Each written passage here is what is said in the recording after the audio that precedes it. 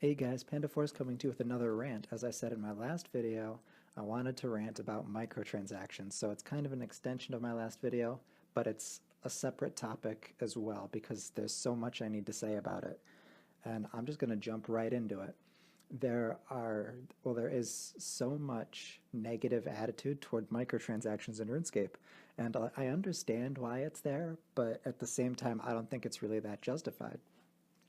If you hate microtransactions, I think first of all you should step back and ask yourself, do you like playing RuneScape and do you want to continue?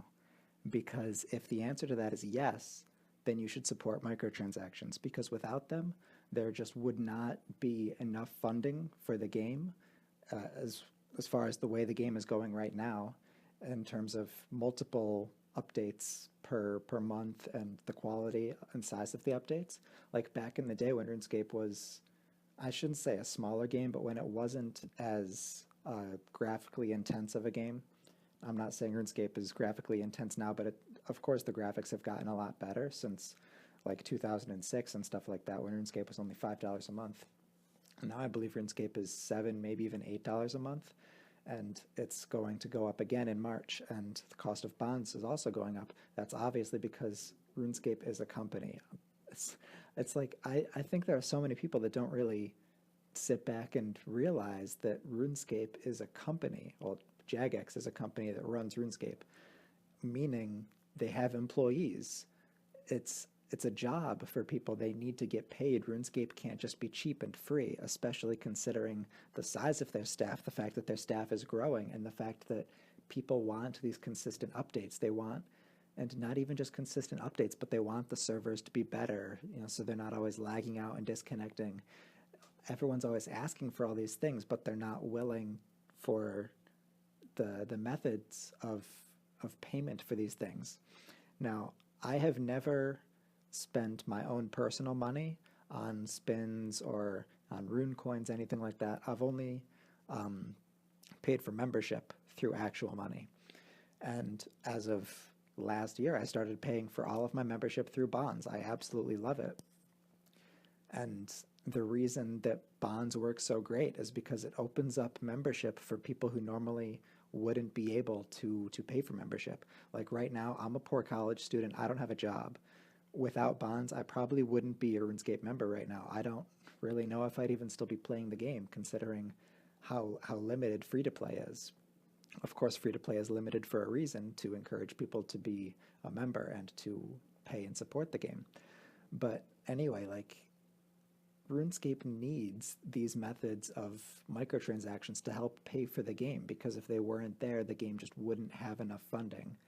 Or alternatively, membership costs would just be like $15, $20 a month, if not more. And that's absolutely ridiculous. There are so few people who'd be willing to, maybe not so few, but if the player base of members would definitely go down a lot.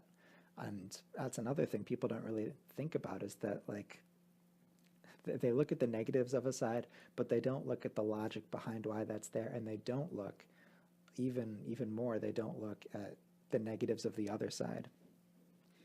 And all of this hate for microtransactions really comes down to the fact that people think RuneScape will become a pay-to-win game, meaning you keep buying spins and throwing money at Jagex, and eventually your account will just be buffed up to the size of accounts who have actually been training and people who have been spending so many hours in the game.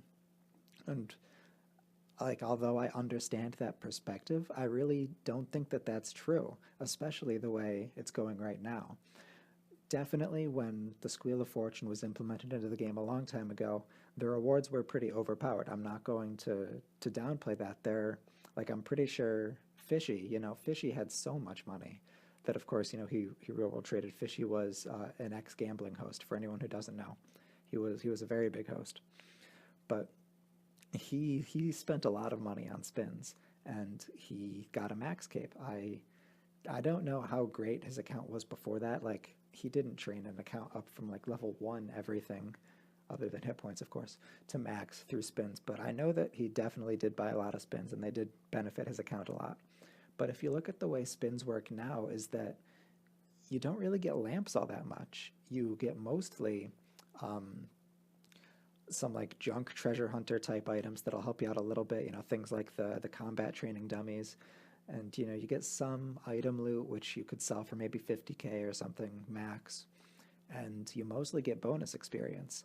And the thing about bonus experience is it's just that. It's a bonus, it's not a lamp. You need to be training in order to use it. So yes, of course it would cut down the amount of training time a person has to do in half, but it doesn't make it so that they can just stand at the Grand Exchange and keep buying spins and max out their account. They actually do need to be working.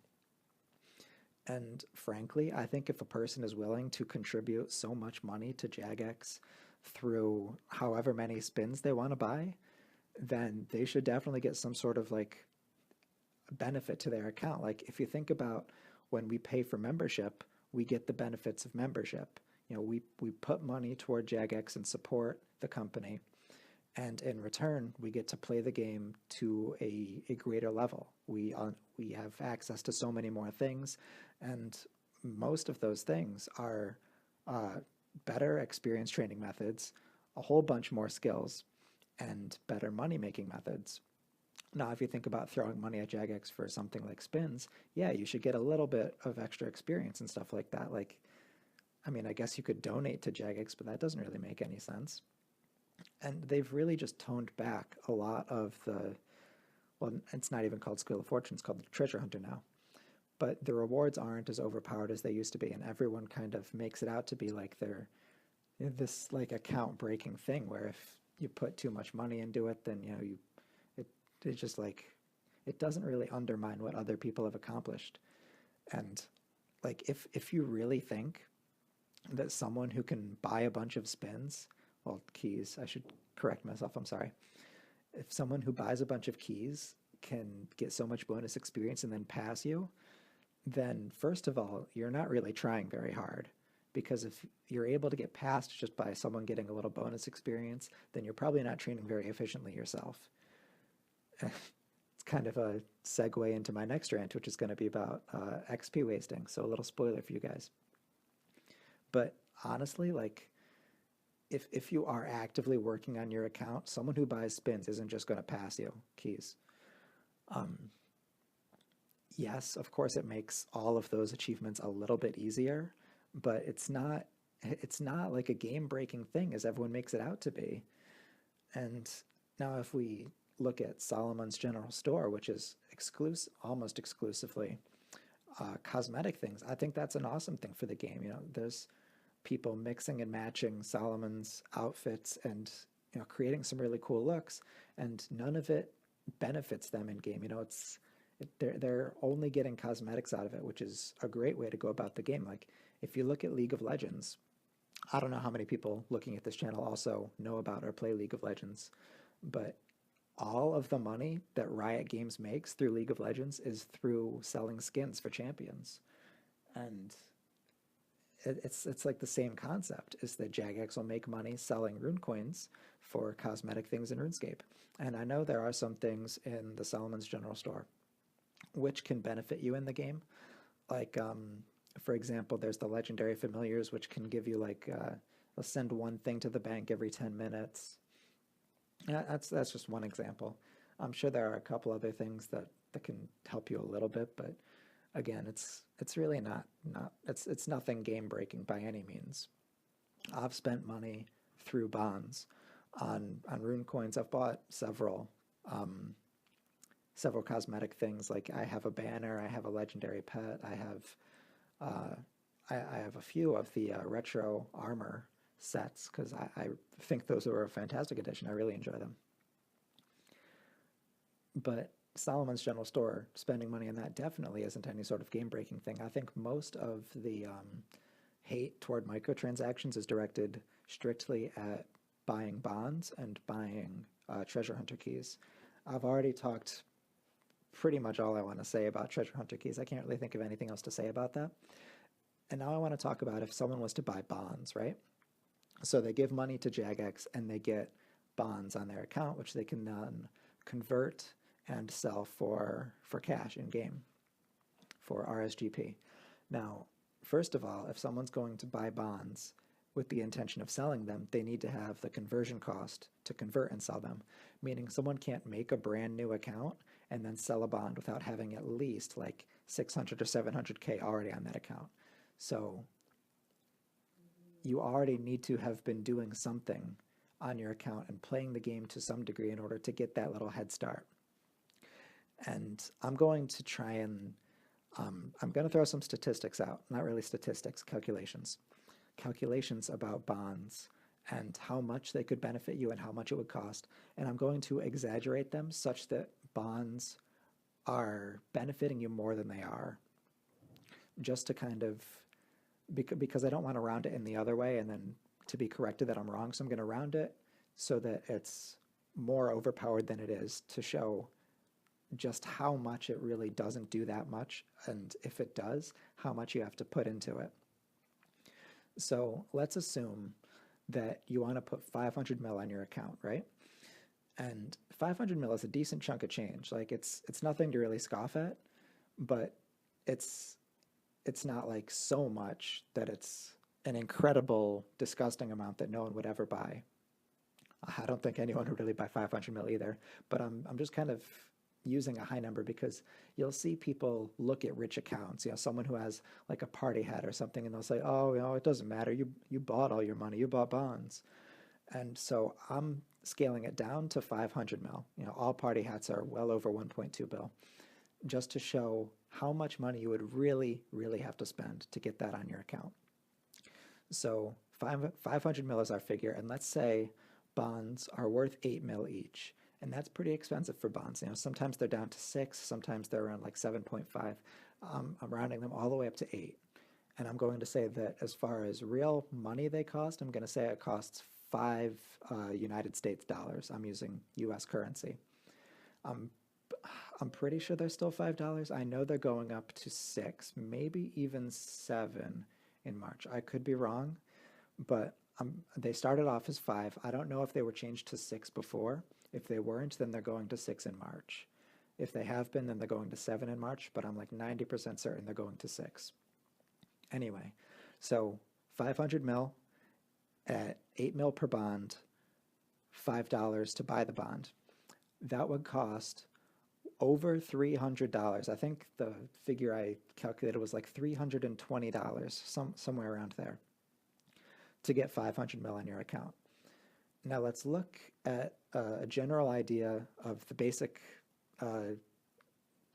demographics, I guess you'd say, of the RuneScape community. Most players are at least in high school, probably in college, probably not too far out of college.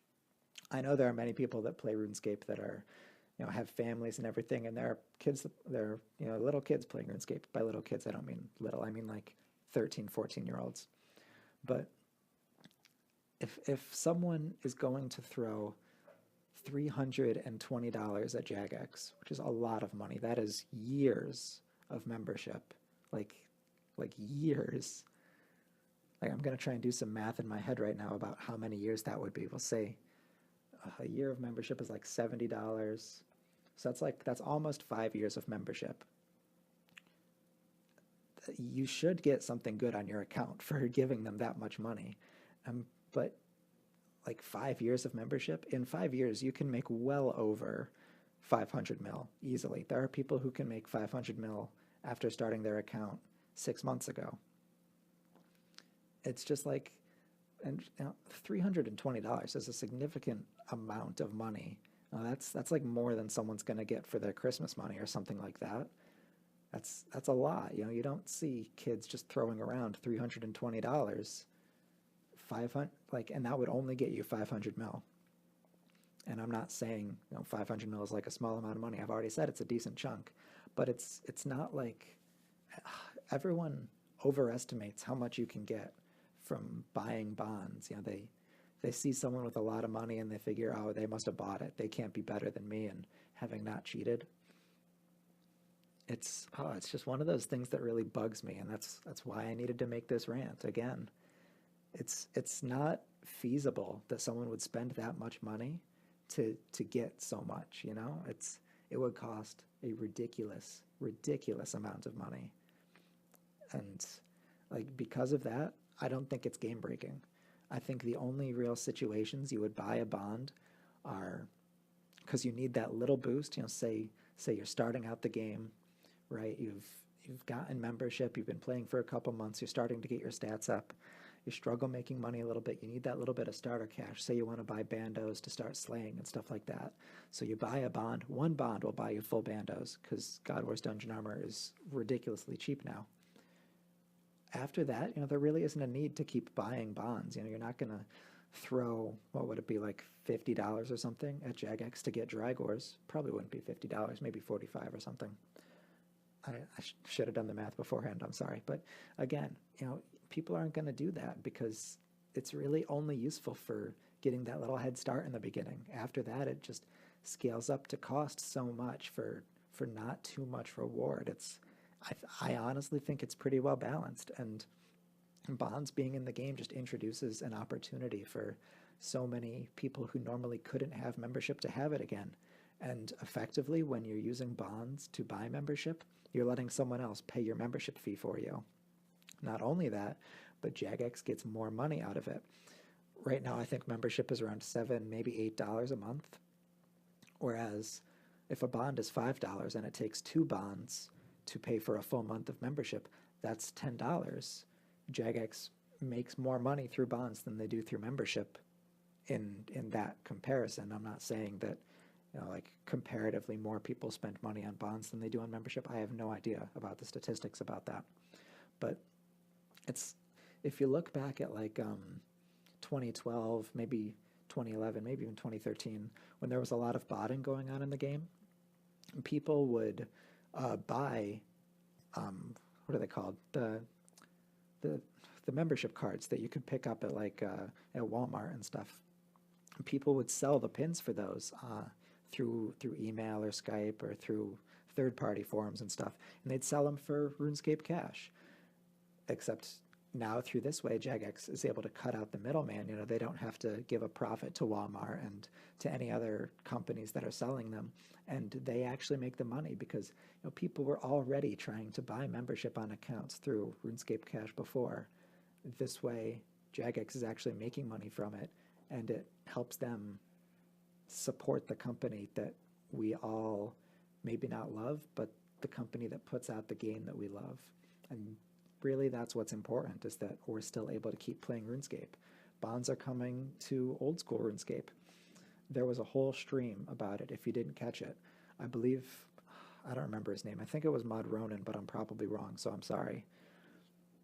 Where he talks about the predicted membership amounts, you know, how many people are going to keep playing old school RuneScape without bonds, with free to play, everything like that. If you haven't seen it, I recommend checking it out because that'll further support everything I'm saying about why bonds are good. Anyway, hope you guys have a fantastic day. I hope you enjoyed my rant. I'll see you in my next video.